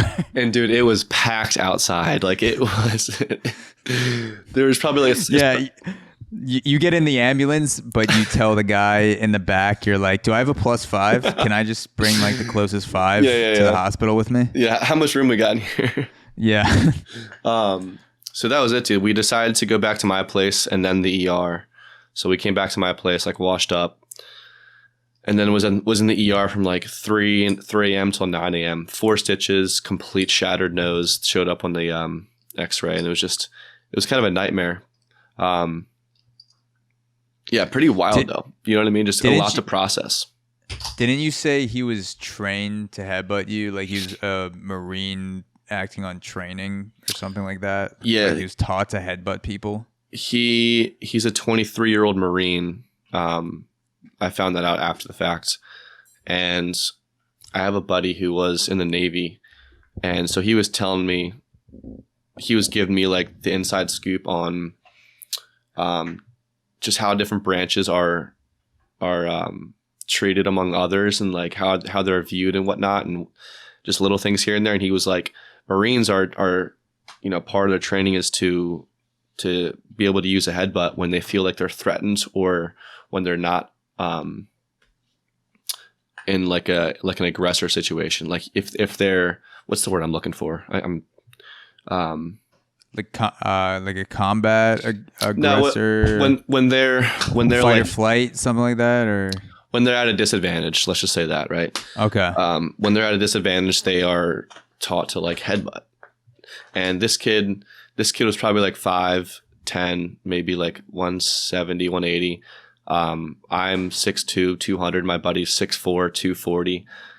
So like it just made sense. You know what I mean? Like he just turned and headbutted me and then walked away after that. Yeah, pretty crazy. Dude, when you were telling me the story for the first time when you were in New York, I was thinking, how the fuck. One, I was like, dude, you're a beast because you got headbutted and then went towards the person who headbutted you. And in my head, I want to think that I'm the type of person who, when they get hit or threatened, will lean into the threat when there's no other option. If someone strikes me first, right, and I don't have the option to walk or run away, because the first option would be, avoid conflict. I could slip and crack my head, and his two friends can go out of nowhere and soccer kick me in the ribs. I don't know what's gonna happen, but the fact that you leaned into it and we're like, let's fucking go. You're the type of person who, fight or flight, you fight. And well, yeah, it's also savage. It was also a product of the situation. It was so outlandish, and it made me so pissed off that I was like, buddy, you just gave me the green flag to fucking kill you. It went 0 to 100. That's literally what a headbutt is. You can go from a casual conversation talking about something you did last weekend, and then boom, you just fucking rock someone in the head. I'm not one to be confrontational or ever want to get in a fight. But no, you're not at all. Yeah, I will be the first person to stick up for myself and my friends and family, and that situation. I've never been part of a situation like that where I was so heated from something that was so outlandish and wrong. I was like, dude, this kid. I was seeing red, dude. It was crazy. But like I said, luckily my buddy who was to my right literally bear hugged me, and he's like I said, he's 6'4", 240. He just bear hugged me. He's like, Tyler, if you touch him, you don't have a case. And that was that. So dude, good for that dude for thinking legally at the time of seeing pure red and wanting to go after that kid, because I know he kind of saved the day in a way. He did, for allowing you to have legal repercussions against this kid. Yeah, he definitely helped me see through that from a greater perspective. And I went and pressed charges the next day, and everything was settled within five and a half days after that. So it was a relatively quick turnaround. I mean, that was my first time dealing with anything ever legal. So I feel like that was pretty damn quick of a process. Yeah, dude, every guy, myself included, has that fantasy, that story that we tell ourselves, which we were talking about at the beginning of the podcast, of how we would react when shit would go down. And I would imagine when it actually happens, because if you fantasize about that or think about that in your head, if I'm outside a bar and some dude socks me or some dude puts his hands on me, this is what I'm going to do. Yeah. When you're actually confronted by it, you must have this kind of split second thing. This is actually fucking happening right now. Are you fucking kidding me? Did it kind of feel like that where you're 100%, this is fucking happening right now. This is the shit that I was thinking about. Dude, I remember vividly screaming at him afterwards. I was like, are you fucking kidding me? I was like, are you fucking kidding me? And afterwards, after I gave statements and all that, they had a few cops surrounding him. They weren't restraining him up against the wall, but they were ensuring that nothing else would happen with my friends and him. And he was alone too. That's the most ridiculous thing. But so we walk by before we head out, and I'm like, dude, I'm coming for you. You're so done. But yeah, what's a classic saying of everyone has a plan until they get punched in the mouth, right? Mike Tyson, yeah. Everyone has a plan until they get punched in the face. Yep. True. And I experienced that head on. Until you get fucking headbutted in the face. Fucking took a bowling ball to the nose. Yeah, I was wondering after we had this discussion, and I was thinking about it the week after you went back to DC as well. What the fuck is the defense for a headbutt? Because that's something that could literally kill you. It could come out of nowhere. It could and kill you. Yeah, it could fucking shatter your nose into your brain or something. Yeah, dude, and give you head damage. And I lucked out. It broke straight on. right? And I didn't have to get any reconstructive surgery done. Like it just shattered into pieces and kind of reformed in place. But if he hit it from an angle at all, like my nose would have been fucked. Yeah. You would have fucking bit on a rag, shifted it back in place. Oh my God. And then went after him. But dude, low key, I do kind of fuck with the scar. You know what I mean? Kind of. I told you. I said because it was what, Sunday you told me, and you got here Friday night. I did not even think about it until you mentioned it to me. I was like, oh shit, like there's a slight line on your nose, and then you showed me the pictures, and I was like, holy fuck. Yeah. That was a bash and a half. It was so bad. But I was just like, if you're gonna defend a headbutt, you have to almost be like chilling with your hand on your face, expecting it. If some dude comes up to you, like ready to fucking like put your hand in between, dude, I don't think you can. Your head or something. Yeah. It's like how do you? Cause it was almost fucking with him. I was like, anyone could headbutt you at any time, and that comes from just talking to someone straight up. So there's probably someone who put a video out there, someone who's much more proficient in martial arts, where this is what you do when you're headbutting. But I'm thinking about it, I'm like, how the fuck do you, like, you just trust that a dude in your face is not gonna resort to headbutting you? Because there's like that classic situation where someone's yelling at you and like you're in a guy's face and he could decide just to like fucking like whip his head back and gash you between the eyes. Yep. You did all you could. Yeah. That was a wild experience, and just having to go through the legal process too was an experience in itself too, you know. Yeah, dude. Well, I'm glad you're okay. I fucking love you.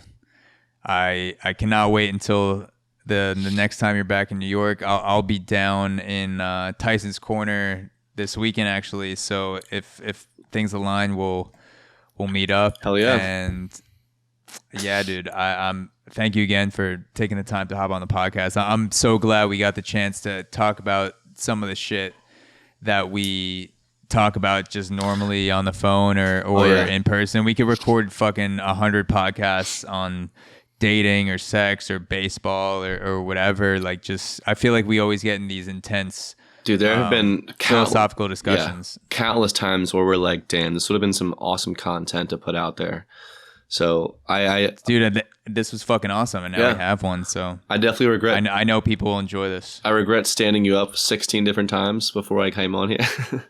But no, it's okay. I'm learning how to headbutt. So we'll trade headbutts when I'm in Tyson's Corner just to see like whose face will break first. Fucking so down. We'll definitely have to run this back sometime soon.